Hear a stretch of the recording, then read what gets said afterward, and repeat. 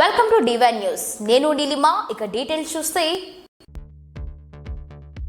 వికారాబాద్ జిల్లా పోడూరు తహసీల్దార్ కార్యాలయంలో విచ్చలవిడిగా లంచాలకు అలవాటు పడ్డ రెవెన్యూ అధికారులు రియల్ ఎస్టేట్ వాళ్లు కార్లపైన ఒకే రోజు వచ్చి వారికి డబ్బులు ఇచ్చి రిజిస్ట్రేషన్లు చేసుకుని వెళ్లిపోతున్నారు. కానీ పోడూరు మండలానికి చెందిన రైతులు కొన్ని సంవత్సరాల తరబడి తహసీల్దార్ కార్యాలయం చుట్టూ కాళ్లు తిరిగే విధంగా తిరిగినా వారికి సంబంధించిన పనులు మాత్రం చేయటం లేదు.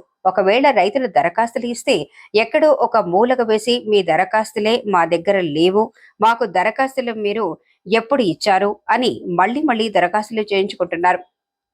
అదేవిధంగా రైతులకు సంబంధించిన డాక్యుమెంట్స్ రిజెక్ట్ చేసి పై అధికారులకు పంపడం జరుగుతుంది. ఎందుకని అనగా రైతులు డబ్బులు ఇవ్వరు, రియల్ ఎస్టేట్ వాళ్ళు డబ్బులు ఇస్తారు. కాబట్టి రెవెన్యూ డిపార్ట్మెంట్ వాళ్ళు మాత్రం రియల్ ఎస్టేట్ వాళ్లకు రెవెన్యూ డిపార్ట్మెంట్ వాళ్ళు మరి కుర్చీలు వేసి కూర్చోబెట్టి వారి ఫైళ్లు తీసి వారికి సంబంధించిన ఫైల్స్ పైన ఏమైనా తప్పులు ఉంటే కూడా అధికారులే సరిచేసి వారికి పనులు చేసి ఆ తర్వాత వారి దగ్గరికి తెచ్చి ఇవ్వటం జరుగుతుంది. కనుక దీనిపై పై అధికారులు తక్షణమే చర్యలు తీసుకోవాలని పోడూరు మండల రైతులు కోరుతున్నారు.